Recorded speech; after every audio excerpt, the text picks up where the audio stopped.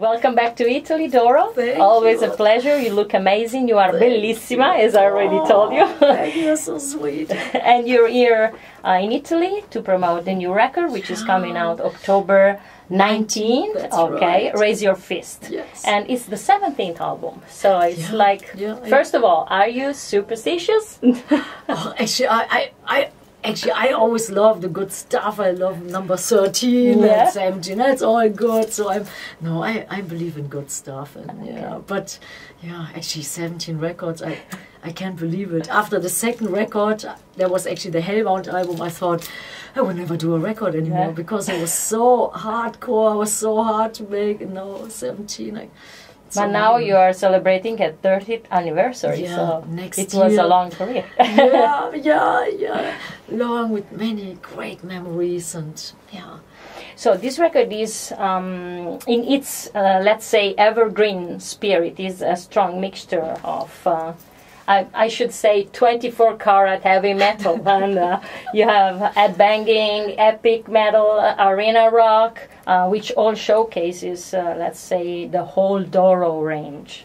All songs are very strong and keep up the legacy. It sounds like the perfect 30 years record, 30th anniversary record, including Warlock, of course, your first part of your career. How would you introduce this record to your audience in your own words? Oh man, you said the perfect stuff. I couldn't have said it better, because when I do a record, it just comes out. Usually it comes out of the heart and soul, and I don't plan it out, I don't think about it. But I think it's really, it came out good. Has lots of great anthems, lots of fast speed metal songs, which remind me a little bit on maybe our Burning the Witches or Hellbound era. Sure.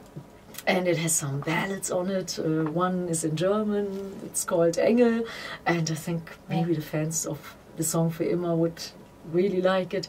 And it has great guests on it, and one guest is somebody I love so much. It's Lemmy Kilmister of Motorhead. He sings with me the song It Still Hurts, and it's very soulful. I think it always gives me chills. And and it has another great guitar player, great guest, Gus G. Yes. He's playing a solo on the song Grab the Bull by the Horns, Last Man Standing. I have sometimes two titles for the same song. And then there's one very important song on it. It's called Freiheit, Human Rights, and on a limited edition, this one is in English. It's dedicated to a human rights organization, Terre de Femme. Sure. And and there's one song on the record. It's to give thanks and to honor and give respect to Ronnie James Dio. That's called Hero, and that was the first song which I wrote for this record, and that came out like 2-3 weeks after I heard that Ronnie is not here with us anymore, and and I thought I know so many fans, they feel the same, and he was our one and only hero, so the song is called Hero. Okay.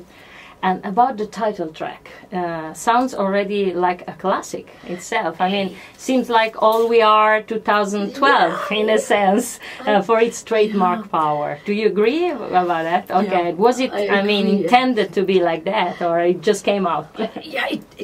It just came out, and I did a little demo, and then I played it to somebody, the two guys who are doing Wacken, Thomas Jensen and Holger Hübner, and I'm there in Wacken to open up the festival, and there's this one Wacken anthem called We Are the Metalheads, and then usually I do another song, maybe All We Are or something. And then I played Holger Hübner this demo, and I said, it's a little demo, and he said, oh, that's great, let's do it in Wacken. I said, oh no, it's not ready, it's not finished, and I just wrote it, and he said, no, let's do it, that's great. So we played it in Wacken last year, and it was immediately great, and everybody's fist in the air, and it looked so great from the stage, and I thought, wow, this will definitely make the record, and then it did. And then the title Raise Your Fist, that was actually, I knew the record would have the name Raise Your Fist. I knew that maybe a year ago. Somehow I feel all the other messages, all the other songs, it all is combined in the title. It's a little bit rebellion against all the stuff which is not just in this world. I think it's getting worse and worse. So, yeah, so I thought, no, it needs to be Raise Your Fist. Yeah. This record was anticipated actually by a 4-track EP. Yeah. Are all the 4 tracks on the record as well? Or? The one version, it's a French version of Raise Your Fist in the Air. It's called Left en Pointe vers le ciel. And it's actually a little hit in France. I can't believe it. Because, you know, I know that metal songs, they don't get played on the radio so much. But, yeah, the radio stations. So that was the trick, doing it in French. And actually, yeah, I had no idea. But I played Raise Your Fist in the Air a couple of times live.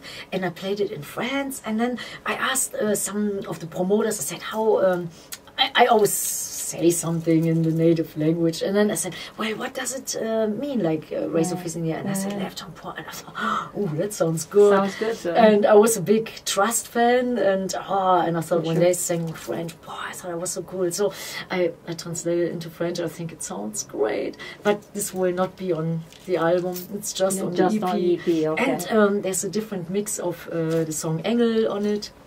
So, yeah, so on the album there, yeah, different Concerning mixes. the song Engel that you already mentioned twice, which is sung in German, as you already said. And it means angel. Yes. And is there any particular reason why you decided to sing this song in German? And is it dedicated to someone special? Actually, when something comes out in German originally, there's usually... Yeah, there's some magic, some power, and then sometimes it doesn't work when you translate it into English. But this one, it's actually, I believe that, I think there's some angel power, and I always feel it when when I feel desperate. I always turn to the angels, and then I thought, I want to write a song about it, and that song is actually. It's not about somebody special. I think every fan can have a different interpretation.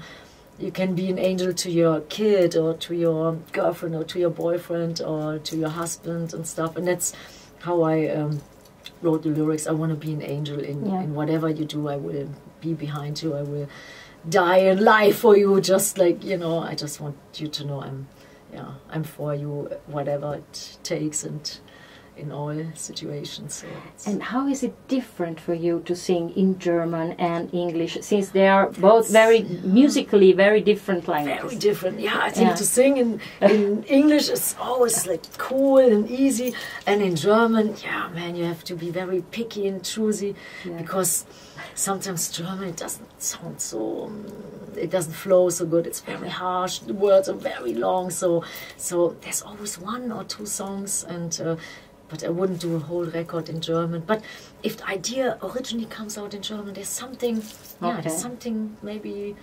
spiritually extremely powerful, and it's hard to explain. Usually I always write, it's always a spiritual process, and I don't sit down and write a song. It just usually comes out of the soul, of the heart, wherever it comes from. Sometimes you feel you're more a medium, like that an idea is floating around and you just have to do it, and it's very interesting. It's a total adventure. And every song is different, and every song is a new challenge.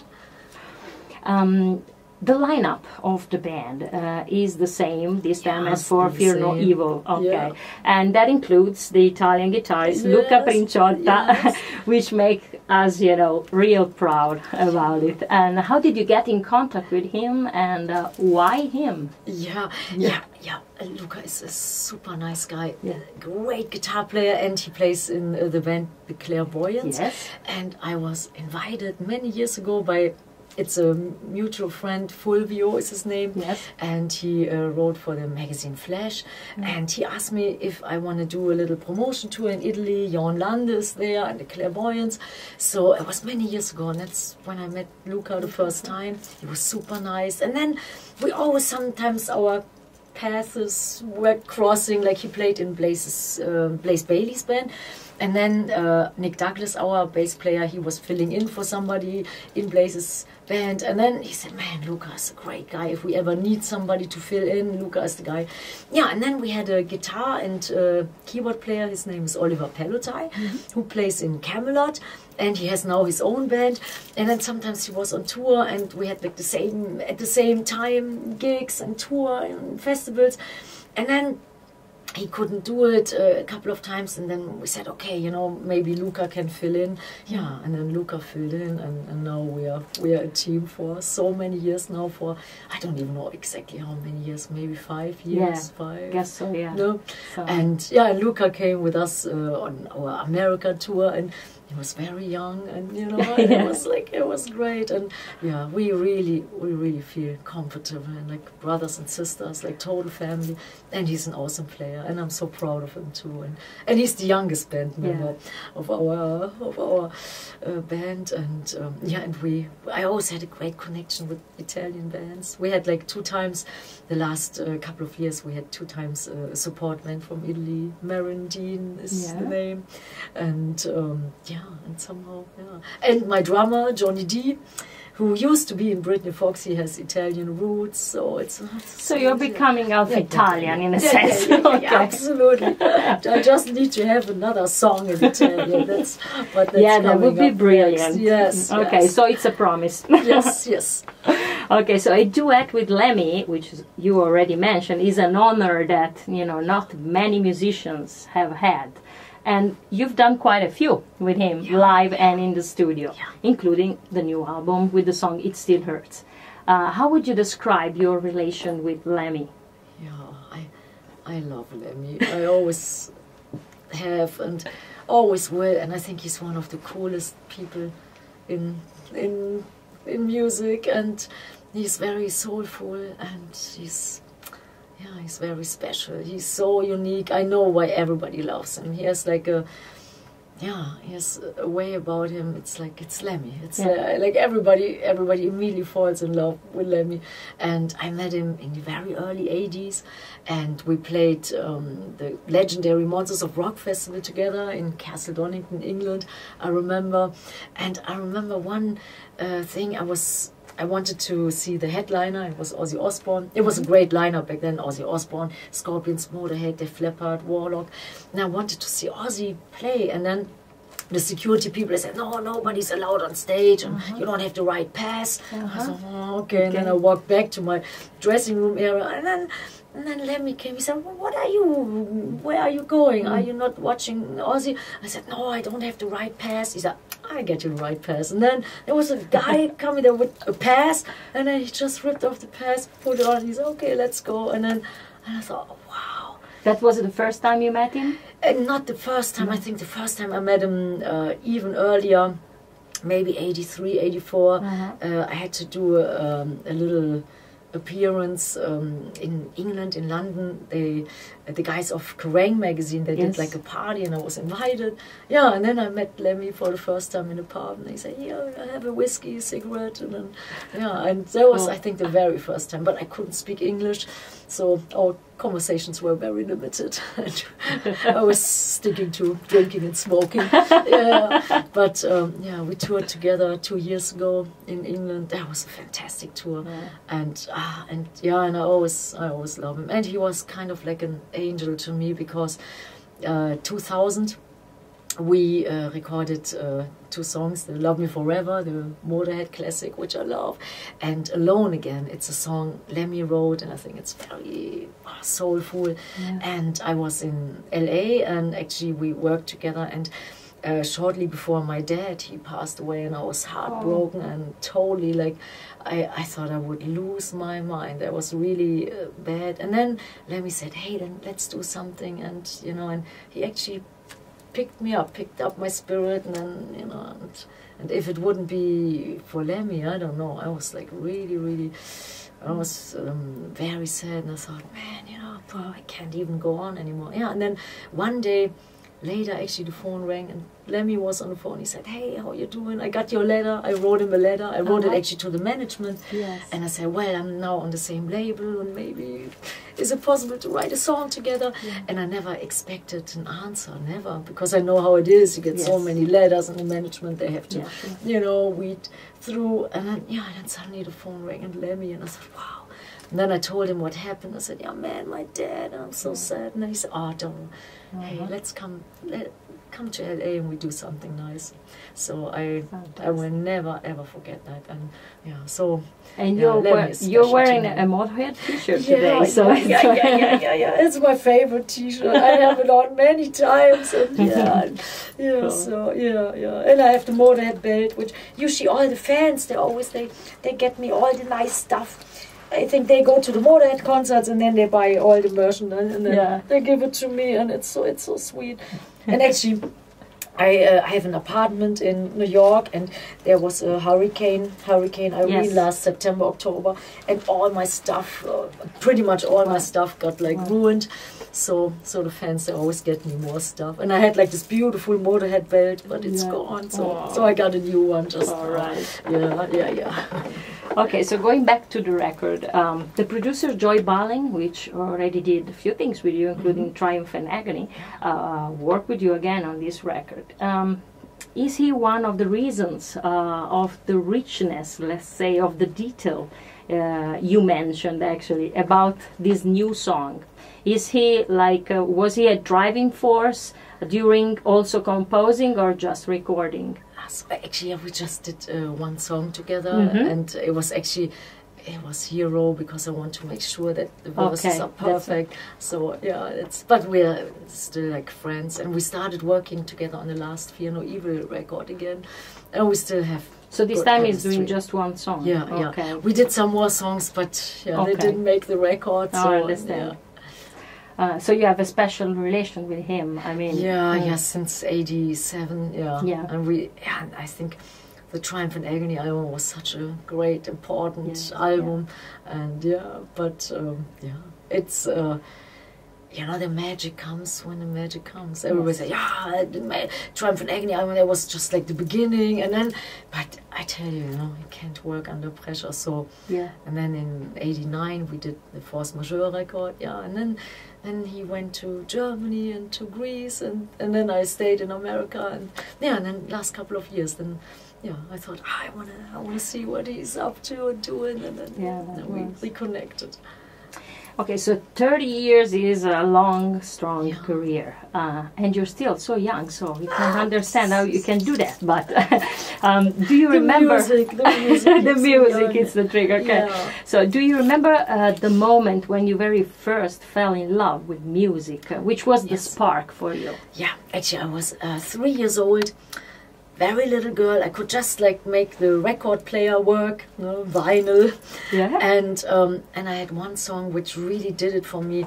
It wasn't metal, because back then metal didn't exist, but it was one person, and it was Little Richard, and the song was called Lucille, and it had so much power and energy, and his voice, his vocals were like so capturing, and I listened over and over and over, and my parents got really worried. They thought like, man, there's something wrong with the little girl. But from that day on, I remembered I always wanted to become a singer, always. And then when I was 15 years old, I had my first band, and then it started. And then I had a job. I was a graphic artist. And actually in '85, '86, I got a phone call from my manager, and he said, "Hey, Doro, are you ready to quit your job?" And I said, "Why?" And he said, "Well, we can go on tour with Judas Priest." And I thought, wow. And then I ran to my boss and said, "Well, I'm quitting my job." He said, "Are you crazy?" And I said, "Yeah, we're going on tour with Judas Priest." He said, "What is that?" I said, "That's the best." And he said, "Well, what is it?" I said, "Well, it's the biggest metal band beside whatever Iron Maiden." And he said, "I don't know." And I said, "Yeah." And then he said, "Well, I can feel you're on fire." So he said, "Make us proud, okay?" And then I said, "Yes." So you didn't think twice. No. You took the courage and you quit the job. The same day. Same day. And then I came home to my parents. By the way, I quit my job. What? But we're going on tour. And then okay. But my parents were always very supportive, especially my dad. he was my best friend and biggest supporter, and yeah. Are you the only musician in your family? Yeah. And it started from you. So. Yeah, my dad, he loved music so much, but it was different kind of music. Okay. He always thought, why do you do metal? And I said, yeah, that's what I love. And then later on, he said, yeah, I kind of understand. Yeah, he was more like classical music and stuff.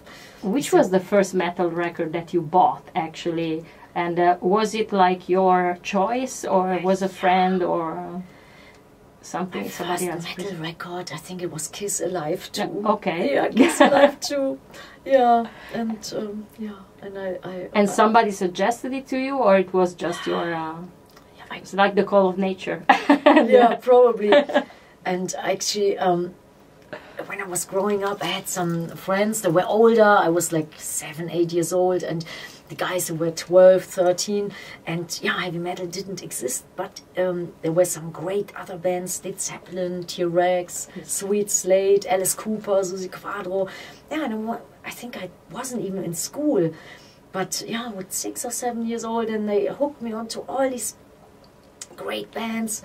Yeah, and I read all these magazines. There's one magazine in Germany which every teenager reads. It's like, it's called Bravo. You probably have. I remember that. Yeah, you remember. And and then I saw all these bands with long hair. Yeah. And then there was no holding back. And then later on, my first concert was Whitesnake in 1980, and my second live concert I went to was Judas Priest and Accept. Yeah. Wow. And then I was in my first band, Snakebite, and then I had another band, Beast, and Attack. Yeah, and then Warlock, and it was in 82, and then and then we started out, and somehow we rehearsed every day, and then we played with other bands, upcoming bands. I remember one time we played in Belgium, very small club, and we were playing, and we said, let's check out the other band. They're from America, and it was Metallica. Wow! And it was one of their first when they were like yeah. little kids. Yeah, it was just after the Kill 'Em All record coming out, and wow! But they were great. You could tell, like, they're gonna make it. Yeah. You knew it. Yeah. The place was on fire. Yeah. So we are mentioning history here, and but the new wave of metal actually was British, as we all know. Yeah. But in the last, let's say, 20 years, Teutonic metal, German metal, is the main focus in the scene more than anything else. How do you live that as a German artist? And you always remain very true, proud, and pure German artist. How do you live that? The fact that you're leading the scene of metal. Yeah, I always try to give my best, and I always give it my all, like power and heart and soul, and and actually I try to to do the best I know how, but actually it's music just comes out, the magic just comes out, and actually when you feel pressure, oh God, that's not good for creative things, but it's I'm glad that people like bands from Germany. That's great. And I remember when we started the British wave of heavy metal, that was so big and so powerful, so I'm glad that then suddenly some bands from Germany, German like metal even became more powerful than that. So in the end, it's good when some people feel that way, and now I tell you, like the Scandinavian metal scene, that's like, it's big. That's the reason why I went now to Scandinavia, to have something mixed for the new album. And his name is Jacob Hansen. He mixed most of the heavy songs from Denmark. Yeah, I must say, I think the British metal scene is great. German metal scene is great. And Scandinavia, that's now exploding. But I guess, wherever you're from, just give it your all. It doesn't matter. I think it doesn't matter if you're a man or a woman. It doesn't matter where you're from. Just like, do as best as you can, and never ever give up, and always fight for the good things. And Yeah. So you've been confirmed as an headliner at Wacken Open Air 2013 already, and so the next tour is coming and will be pretty long, I guess. In November. The record is coming out October 19th, and then the tour starts in November, December. Then January it's the 70,000 tons of metal in America, which I'm really happy I never did it. So when I heard many musicians and fans, and it's awesome. And then we do a whole America tour. Then we are coming back. Probably do more in Europe. I hope that we do the dates in Italy when we come back from the America tour. And then we do some more Russia, Japan, South America, and then Wacken. And it's my 30th anniversary, and I want to. Are you planning anything, something special like for the 25th anniversary, something big like that with something guests? Spectacular. I think the 25th anniversary was really good. So I don't know how to top it. It's like there was already like wow, but I will try. And in Wacken we want to do celebrate open air the 30th anniversary, and for people who can't get a ticket anymore to Wacken, or when it's too far or something, we have 2 shows planned in Düsseldorf, my hometown in Germany. And then we play 2 nights, and I want to do something maybe even with orchestra and something unique, something like to surprise the fans. But it will be definitely something outrageous, spectacular, big, and we're just like thinking about it when this record is coming out. And I just delivered the record last week, so but then I think about like the live stuff and how to make the people like wow, like really So the metal scene has always been mainly a man's world, even if you already said, it doesn't depend where you come from or if you're a man or a woman, but we all know it's mostly a man's world.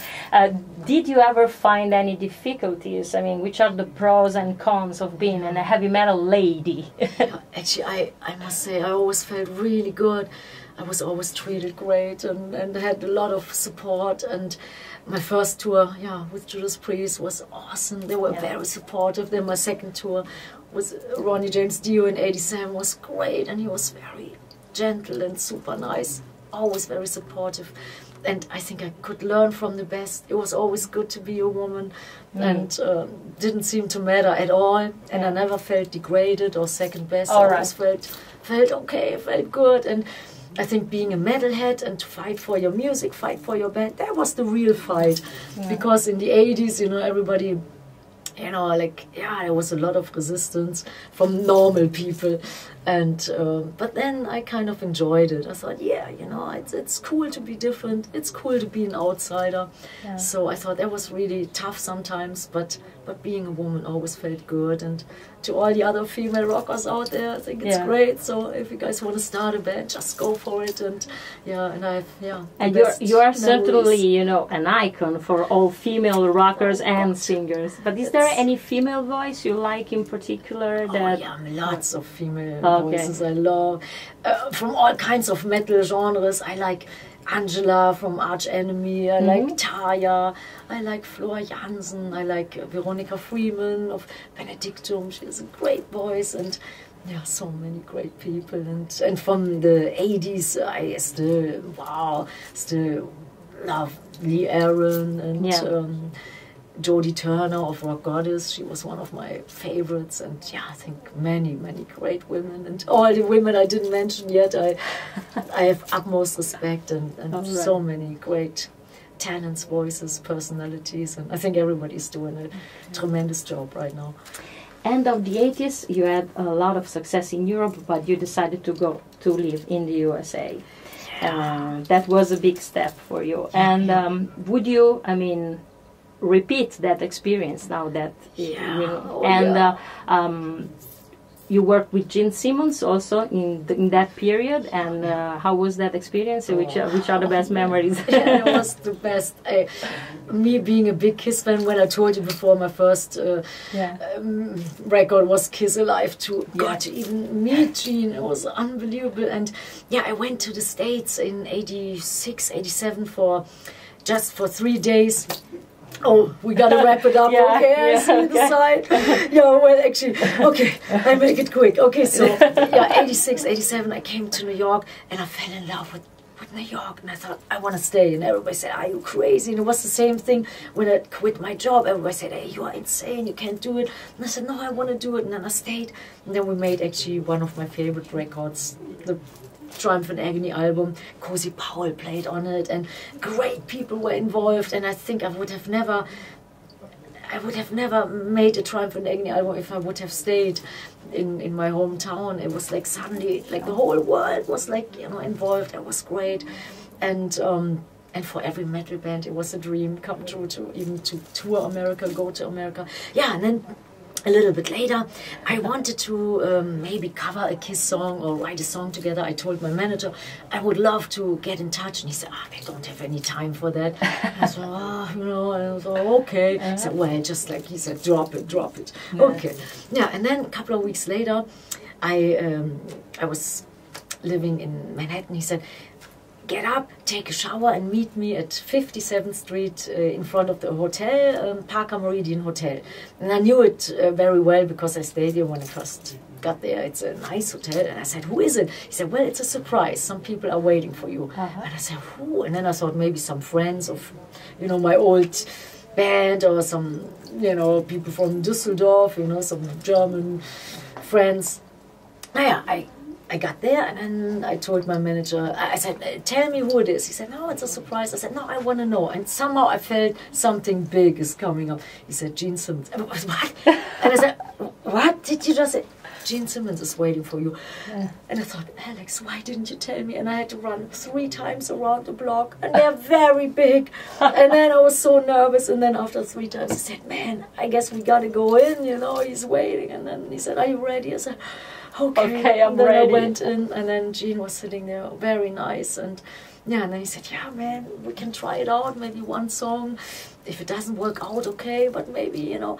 Yeah, and then we did 1, 2, and then suddenly he became the producer. Yeah. And Tommy Thayer was now, it was a dream come true, and every day I went to the studio. We recorded this record in LA, and every day I went to the studio, my knees were still shaking. I still couldn't get over that Gene Simmons is there. And Tommy Thayer was there as well? Yes, Tommy Thayer, he was, actually he played all the guitar solos, and he was the co-producer, and he used to be in a band called Black and Blue, and he was a great friend of Gene, and now he's in Kiss, and and Tommy you did, and I'm talking as a Kiss fan, you did an amazing version of Only You, which is so brilliant. Favorite song. So brilliant. Yeah, that was one of my favorite songs. And I thought the Kiss album, the Elder album, was always underrated, and I love that song. So I asked Gene, I would love to do it, and Gene was so nice, and he wrote many songs for this record. And one song, it was called Terminal Love, and